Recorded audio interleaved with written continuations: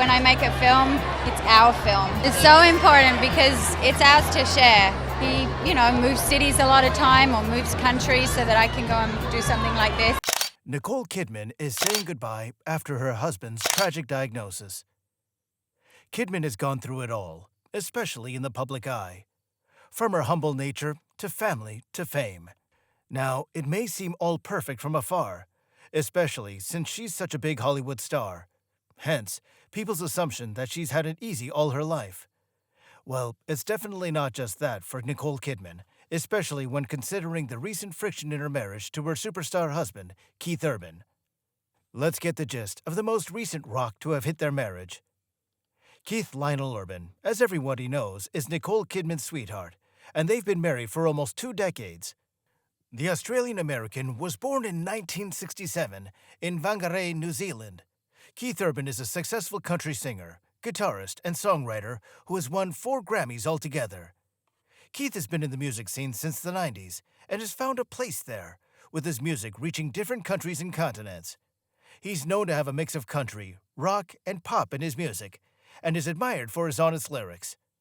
We can thank Keith's early life for this, especially for some understandable reasons. While he was born in New Zealand, Keith and his family moved to Queensland, Australia when he was 2, and that was basically where he grew up. There, his parents inspired his love for American country music, as his dad was a fan as well. His parents loved country music, playing it on the speakers most of the time, and this would hugely influence his interest in the genre. It wasn't long until Keith showed an interest in music, and would therefore be given a ukulele at the age of 4 and a guitar at the age of 6. When he was 8, Keith started signing up for talent competitions and events, and eventually winning them. And once he became a teenager, he started accepting and performing at guitar gigs in clubs and pubs. At 15, he quit school to focus on music, and it did pay off for the youngling less than a decade later. In 1988, at the young age of 21, Keith joined a country band, Kids Country, which later helped him form his unique style of a mix of rock guitar and country sound. This band was quite successful, as they performed during school holidays at different venues. They also made appearances at Reg Lindsay's Country Homestead television show. His hard work paid off when 2 years later, in 1990, after winning an award at the Australian Country Music Festival, he bagged a record contract with EMI Music Australia. In 1991, Keith released his first hit album, which would make waves in the music charts, especially for a debut album. This self-titled debut album, Keith Urban, was released only in Australia. From 1991 to 1994, Keith worked as a backup act to Slim Dusty and the legendary band In Excess. Following his Australian success, Urban realized his dream of relocating to Nashville, Tennessee, viewed by some as the heart of American country music, back in 1992. His Australian success motivated him to move to the heart of American country music. There, he bagged a record deal with Capitol Records as a band member of The Ranch, a rock-inspired country band, back in 1997, where Keith served as the lead singer, lead guitarist, and principal songwriter.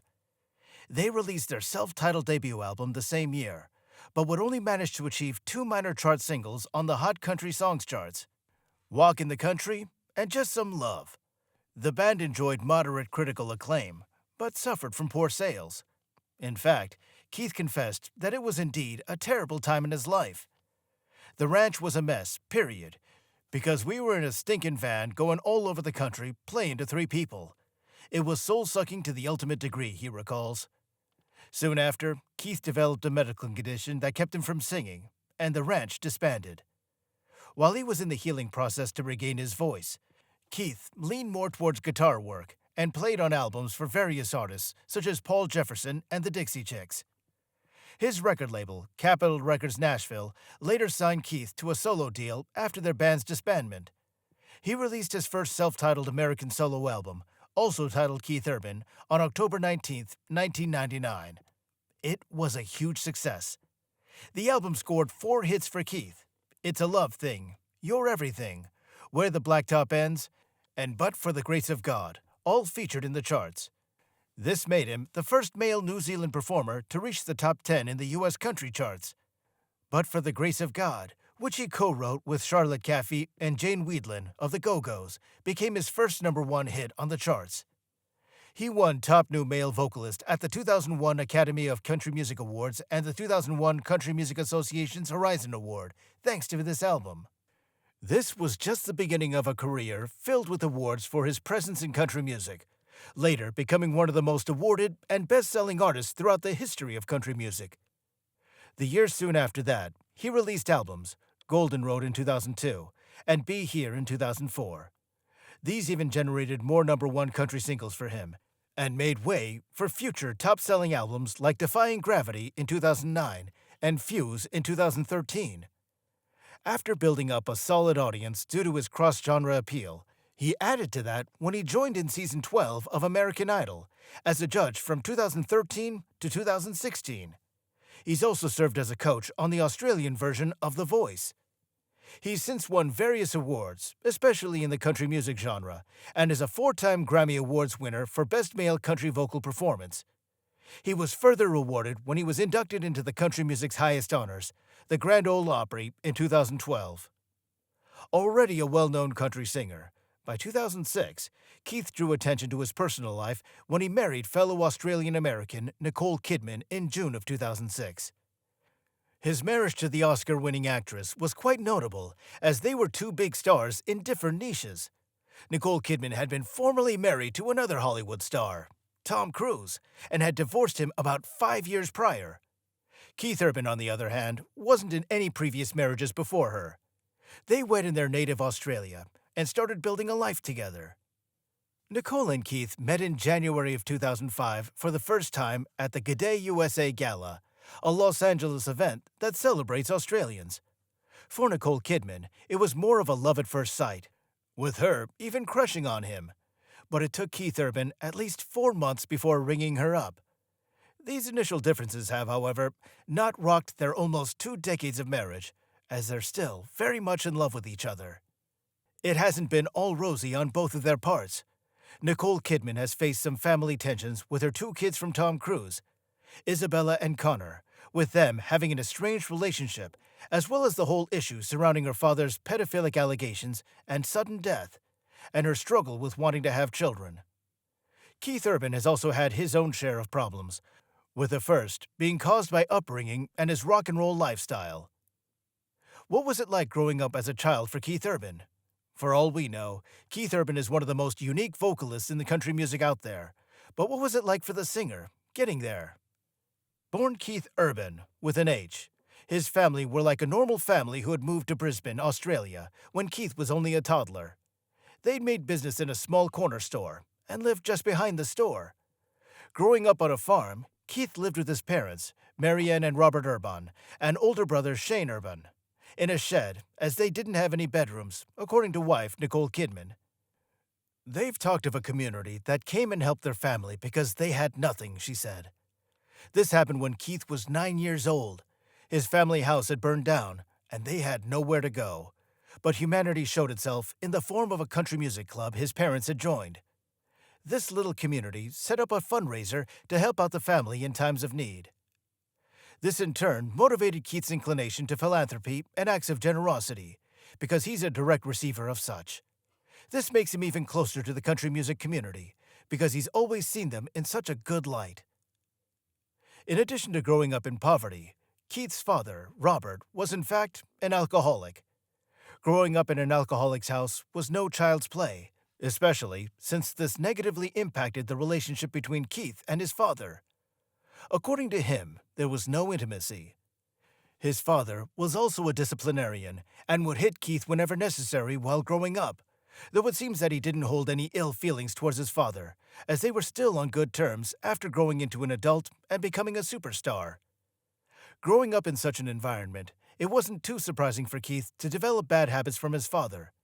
He battled substance abuse, especially after he traveled down to Nashville in the 90s. It came crashing down when he decided to try freebase cocaine, offered to him by a roommate. That was mostly the beginning of his downhill drug and substance intake. At the time, he had just started out in Nashville, so there were a lot of disappointments along the way in his music career.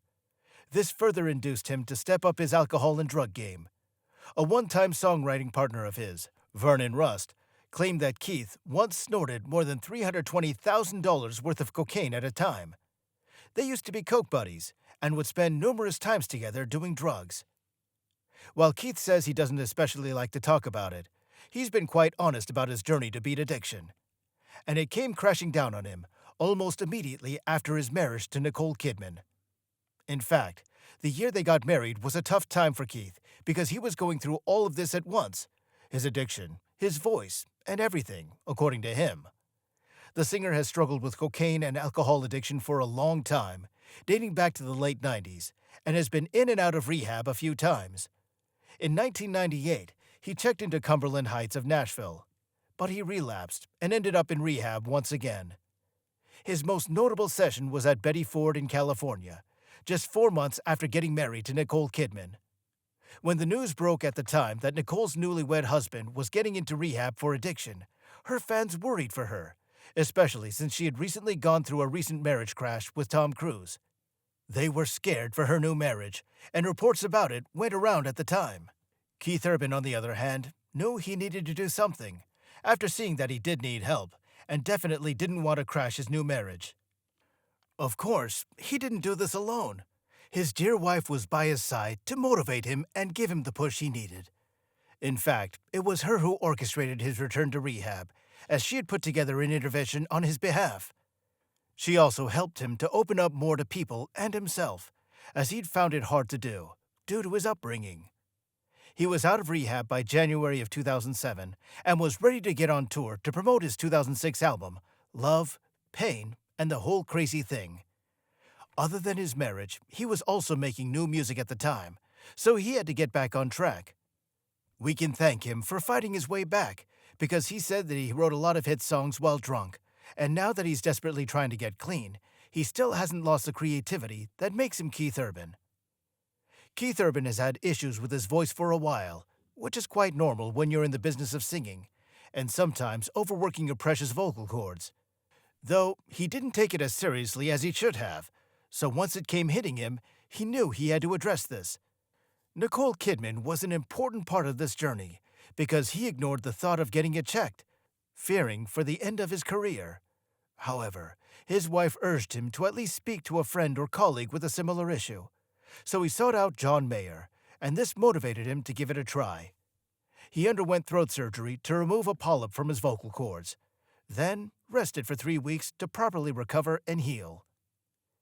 Keith Urban, like other celebrities, is also subjected to some extreme paparazzi practices. Once, paparazzi photographers chased down Keith's motorbike in October 2007 when he was driving to an Alcoholics Anonymous meeting in Sydney, Australia. Then, a paparazzi photographer started trailing him on a motorcycle too, and to avoid the paparazzo, he mistakenly crashed into an incoming vehicle. Another of such is false death rumors that Keith Urban has been targeted with.